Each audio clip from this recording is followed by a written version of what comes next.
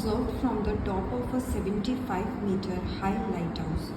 From the sea level, the angles of depressions of the two ships are 30 degree and 45 degree. One is exactly behind the other on the same side of the lighthouse. Find the distance between the two ships. As observed from the top of 75-meter lighthouse, ये है मेरा AB 75 metre का light house, ये A B है। 75 metre का क्या हो गया मेरे पास lighthouse. From the sea level, ये यहाँ पे आपका नीचे सी होगा तो इसके ऊपर है। द एंगल ऑफ डिप्रेशन, मतलब आप यहाँ से नीचे को देखोगे। एंगल ऑफ डिप्रेशन मीन्स ऊपर से नीचे को देखोगे।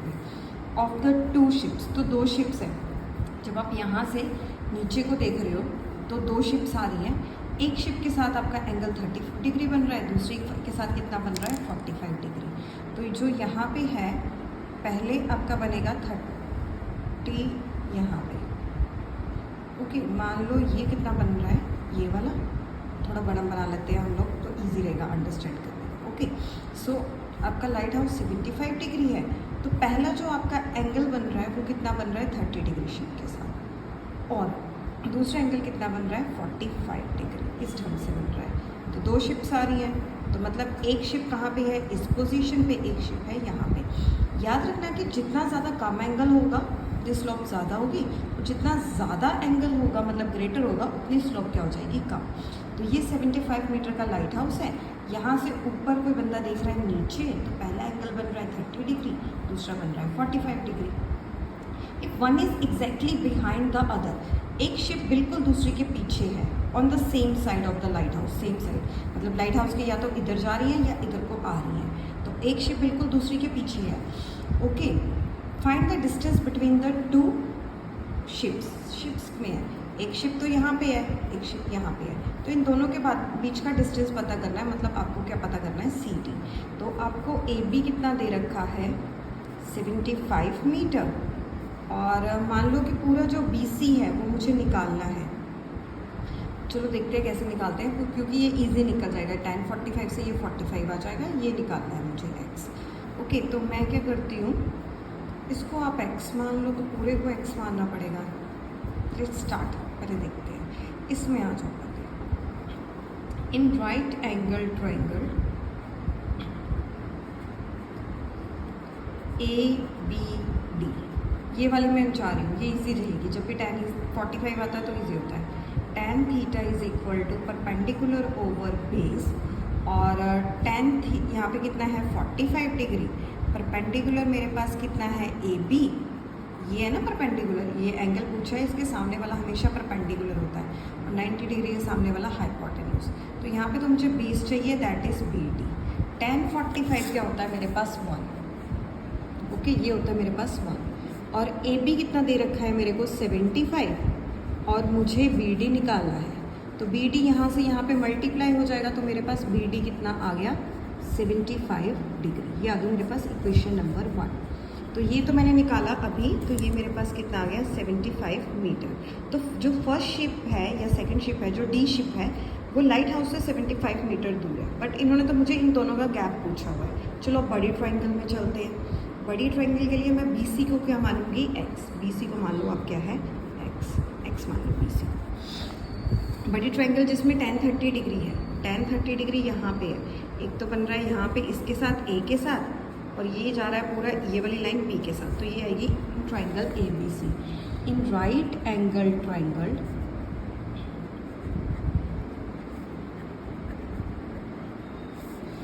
tan theta is equal to perpendicular over base.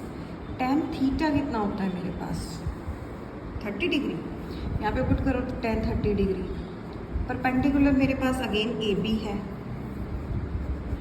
Okay, base मेरा पूरा जाएगा यहाँ से BD, बेस पूरा जाएगा BD, तो यहाँ पे मैं पूरा BD लिखूँगी, नो BC, क्योंकि 30 के साथ बन रहा है ना। ये मेरा थोड़ा ना कन्फ्यूजन है, ये D लगता है, ये पूरा C है। ओके, यहाँ से C से B ये पूरा जाएगा BD, ये पूरा है, मतलब जो 30 डिग्री जिसके साथ एंगल बन रहा है उस शिप का डिस्टेंस है लाइट हाउस से। tan 30 होता है 1/√3, AP आ गया आपके पास 75 डिग्री और BC को अभी ऐसे ही रहने दो, फिर देखते हैं क्या करना है। BC उधर चला गया, ये आ गया 75√3, ये आ गया मेरे पास BC 75√3, मतलब BC ऐसे है ना पूरी। जो फर्स्ट शिप है उसका एंगल है 30 डिग्री, तो ये है, ये जो D शिप है ये B से, लाइट हाउस से कितनी दूर है 75√3। ओके, ये 75√3 है इस पॉइंट से दूर। जो दूसरी शिप है जो 45 डिग्री एंगल बना रही है वो 75 मीटर दूर है। मुझे ये चीज़ चाहिए, तो अगर बड़ी में से मैं ये छोटी माइनस कर दूँ, ये बिगर में से इतना डिस्टेंस माइनस कर दूँ, तो मुझे ये डिस्टेंस आ जाएगा, ये तो मुझे चाहिए। तो मैं लिखूँगी, मुझे क्या चाहिए CD, तो मैं लिखूँगी CD is equal to BC minus of BD। देखो यहाँ पे C है तो मुझे CD चाहिए, ये वाली CD, तो ये होगी CD। तो पूरी BC यहाँ से लेके यहाँ तक, ओके, वेट, ये CD है तो ये जाएगी BC माइनस ऑफ BD, बिल्कुल ठीक है। तो यहाँ पे मैंने C ले लिया, ये वाली डायग्राम थोड़ी रॉन्ग है, इस डायग्राम को देखो आप, कंफ्यूज मत हो। ये है आपका पूरा BC, ओके, ये पूरा क्या है BC। सो BC जो पूरा है ऐसे आपका है BC, ये पूरा है 75√3 और ये आपका था BD यहाँ तक, ये था 75, तो मुझे ये पोर्शन चाहिए। तो अगर मैं BC में से BD को माइनस कर दूँ, मेरे पास CD आ जाएगा। सो BC अभी हमने निकाला था, कितना आया था 75√3 और BD था 75, निकाला था ना इक्वेशन 1 में। ये BD है, ये BC है, इसको मान लो इक्वेशन सेकेंड। 75 लो कॉमन, अंदर आ गया √3, क्योंकि 75 इससे ले लिया हमने कॉमन, यहाँ क्या बचा √3, यहाँ पे कुछ भी नहीं है 1, तो वैल्यू पुट कर लो 75 इंटू 1.73 माइनस 1, याद रखना √3 की वैल्यू 1.73 होती है। 75 को मल्टीप्लाई कर लो इससे, 0.73 से आपका आंसर आ जाएगा, बट NCERT में यहाँ तक दिया हुआ है तो यहाँ तक चलो। A 1.2 meter tall girl sports a balloon moving with the wind in a horizontal line at a height of 88.2 meter from the ground.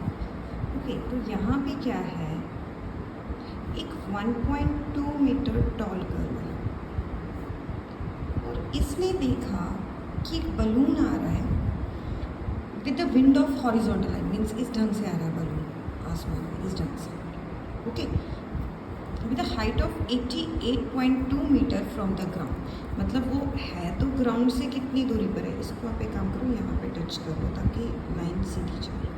तो यहाँ से ये वाली होगी गर्ल AB और यहाँ से बलून यहाँ इस पॉइंट पे है CD, okay, from the ground level at a height of 88.2 metre from the ground level. Ground level से, ये ग्राउंड है, यहाँ से यहाँ तक कितना है वो 88.2 मीटर, ओके, ये पॉइंट D, यहाँ से यहाँ तक 88.2 है। अगर गर्ल AB है तो यहाँ से ये वाला पॉइंट पे क्या होगा AB 1.5, क्योंकि यहाँ पे तो उसकी हाइट इतनी तो आएगी, आइज उसकी यहाँ है, पाँव में नहीं है, यहाँ पे, तो ये वाली जो हाइट है ये इतनी होगी। तो आगे पढ़ते हैं। The angle of elevation of the balloon from the eyes of the girl at any instant is 60 degree. पहले क्या था कि उस बलून का जो एंगल था वो क्या था 60 डिग्री बन रहा था। मान लो कि उसका एंगल क्या बन रहा है 60, क्या बन रहा है 60 डिग्री। तो मान लो कि यहाँ पे बन रहा है एंगल, वैसे तो यहाँ पे ही होगा, बट फिर मुझे डायग्राम इस साइड को एक्सटेंड करनी पड़ेगी 30 डिग्री के लिए। तो मैं क्या कर रही हूँ, मैं यहाँ पे ले रही हूँ, ओके। सो यहाँ पे जो उसका एंगल है वो कितना बन रहा है 60 डिग्री, यहाँ पे इस डिस्टेंस पे। उसके बाद the angle of elevation of the balloon from the eyes of the girl at any instant is 60 degree. After some time the angle of elevation reduces to 30 degree. फिर बलून फ्लो करता है, इस point पे चला गया, तो वो कहाँ पहुँच गया, इस पॉइंट पे, और यहाँ पे उसका एंगल कितना बन गया 30 डिग्री, इतना, okay. Find the distance travel by the balloon during the interval. मतलब पहले बलून यहाँ पर था, यहाँ से वो यहाँ पहुँच गया, तो वो मुझे बता रहे हैं कि बताओ कि कितना एंगल का हुआ होगा उसके ऊपर। आप इसको PQ मान लो, जो आपका दिल करता है, जैसे मर्जी मान लो, कुछ फर्क नहीं आता, ओके। तो मैंने PQ मान लिया, तो ये 60 डिग्री हो गया, ये वाला ये हो गया। तो मुझे ये वाली चीज़ निकालनी है, ये कितनी, ओके, एक बार फिर देख लो कि अगर गर्ल की हाइट 1.2 मीटर है, ओके, और बलून यहाँ से 88.2 मीटर है, ग्राउंड से लेके यहाँ तक, ओके, तो यहाँ पे उसका एंगल इस डायरेक्शन पे तो बन रहा है 60 डिग्री, इस डायरेक्ट ऐसे 60 डिग्री बन रहा है। बट एक बात और है कि ये पूरा 88 पॉइंट ग्राउंड से लेके यहाँ तक है, तो गर्ल भी तो ग्राउंड से लेके यहाँ तक उसकी हाइट 1.2 है, तो इतना तो मुझे डिस्टेंस माइनस करना पड़ेगा क्योंकि उसकी आइज़ यहाँ से है।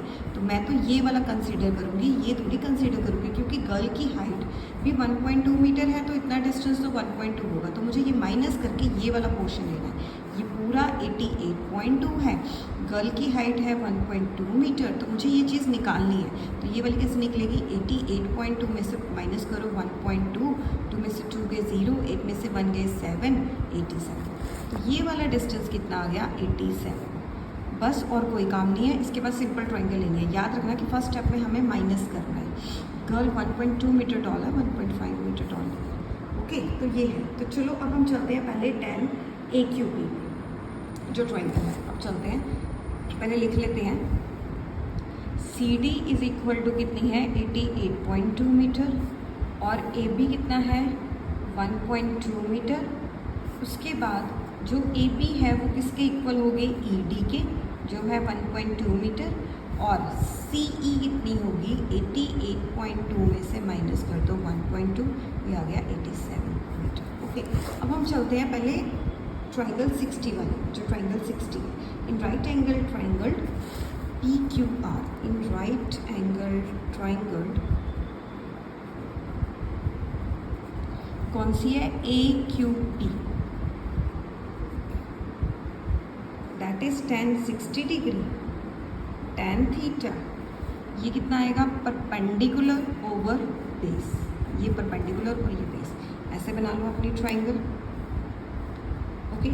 ये हो गया आपका AQP, ये हो गया आपकी 60 डिग्री।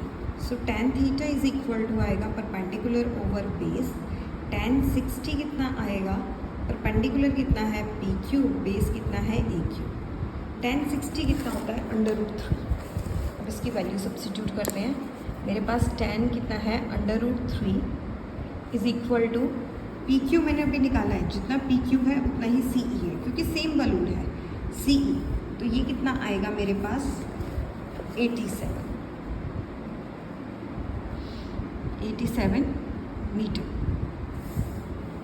ओवर AQ मुझे निकालना है, तो मैंने 60 का लिया है, तो मैं AQ ही रखूँगी, इसको ऐसे ही रहने दो। AQ is equal to 87 over √3, ये होगी इक्वेशन 1। अब चलते हैं हम लोग राइट एंगल ट्रायंगल बिगर में, जिसमें 30 डिग्री बन रहा है।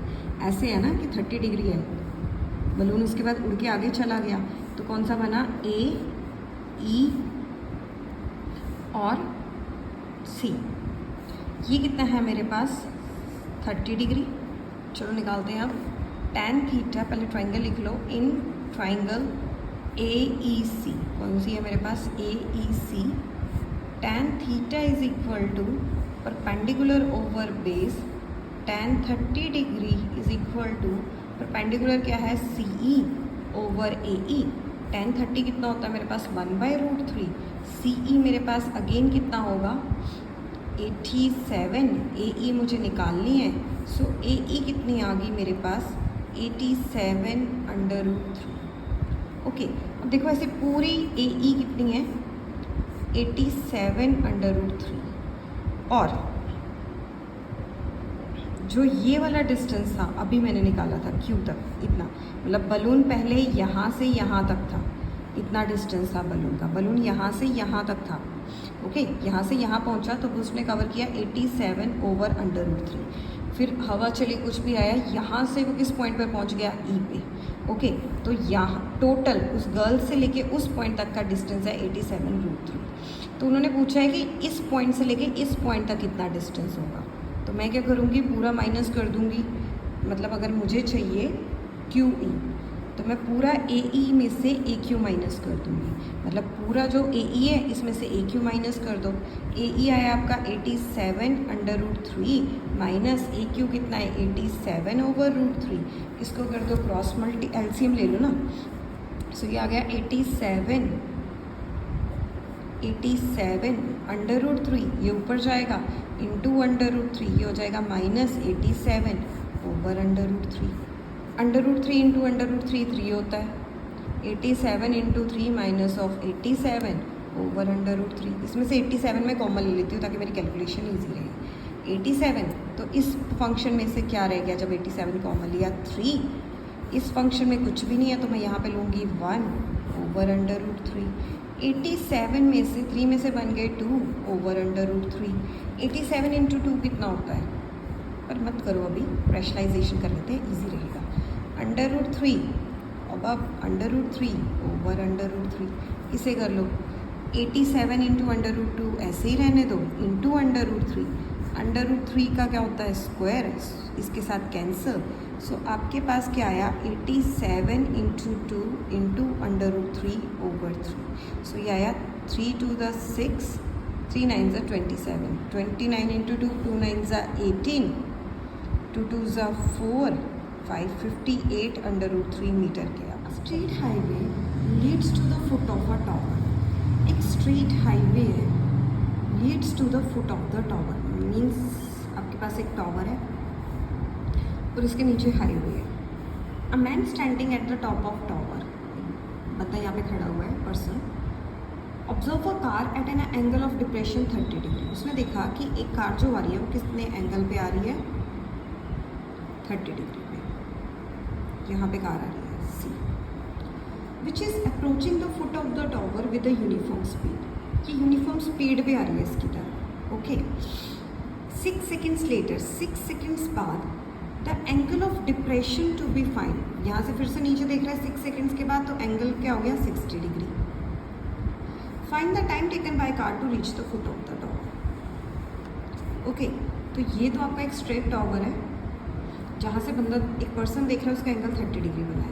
6 सेकेंड्स के बाद उसका जो टाइमिंग है वो यहाँ पे आ गया, मतलब 6 सेकेंड्स के बाद वो 20 पे आ गई कार, और उसके बाद मुझे बताना है कि कितने सेकेंड्स और कितने मिनट्स के बाद वो कार बी पॉइंट पे पहुँच रही है। ओके, यहाँ पे एक टावर है, यहाँ पे एक पर्सन खड़ा हुआ है, जब वो देख रहा था नीचे उसने देखा कि एंगल 30 डिग्री है, और 6 सेकेंड्स के अंदर ही वो जो कार है वो फास्ट डी पॉइंट पे पहुँच गई। क्वेश्चन क्या पूछ रहा है कि मुझे बताओ कि डी पॉइंट से बी पर वो कब तक पहुंचेगी, ये आपको फाइंड आउट कर। चलो अब स्टार्ट करते हैं। एक बात दिमाग में बिठा लो, चाहे एंगल 30 डिग्री है चाहे एंगल 60 डिग्री है, ये वाला डिस्टेंस चेंज होगा बट ये नहीं चेंज होगा। हाइट दोनों केसेस में सेम लगेगी, चाहे आप ट्रायंगल 30 डिग्री के लिए करो चाहे आप ट्रायंगल 60 डिग्री के लिए करो। ये वाली चीज़ चेंज हो सकती है, ये वाली चीज़ चेंज हो सकती है डिस्टेंस, बट ये चेंज नहीं होगा, ये फिक्स्ड ही रहेगा दोनों कंडीशंस में। तो हम ए बी के टर्म में निकालेंगे जो भी निकालेंगे। तो पहले चलते हैं बिगर ट्रायंगल में। In right angled triangle A B C, okay, इसमें निकालेंगे tan theta is equal to perpendicular over base. tan कितना है 30 डिग्री, परपेंडिकुलर कितना है मेरे पास ए बी, बेस कितना है बी सी। सो tan 30 को पुट कर लो आप 1/√3। ए बी एच है, बी सी को मैं लिख सकती हूँ B D plus of C D, ये पूरी बी सी है, इसको ब्रेक करके लिख सकते हैं B D plus of D C. So मैं लिखूँगी B D plus of C D, तो क्रॉस मल्टीप्लाई कर लो, तो मेरे पास आया B D plus of C D, या रहने दो अभी बी सी रहने दो, इसको बी सी रहने दो, अभी बी सी रहने दो, फिर देखेंगे क्या होता है। तो B C √3h, okay, B C निकाल रही हूँ मैं √3h, तो मैं इसे लिख सकती हूँ B C over √3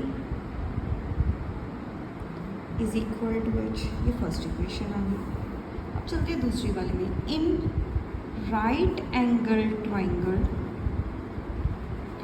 A B D, tan theta is equal to perpendicular over base, that is tan 60 degree is equal to perpendicular AB, base is BD।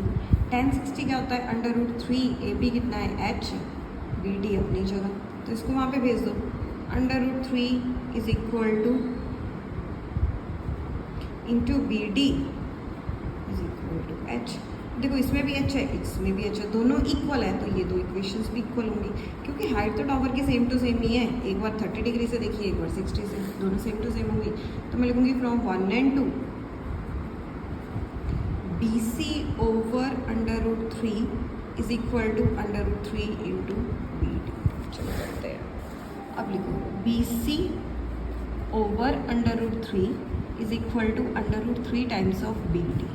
अब इसको वहाँ पे भेज दो, B C is equal to √3 into √3 B D. So B C कितना आया मेरे पास, 3 टाइम्स ऑफ बी डी। अब लिखो बी सी को मैं लिख सकती हूँ B D plus of C D. B C को लिखा जा सकता है ना, B D plus of C D लिख दो। तो मैं बी सी की जगह लिखूँगी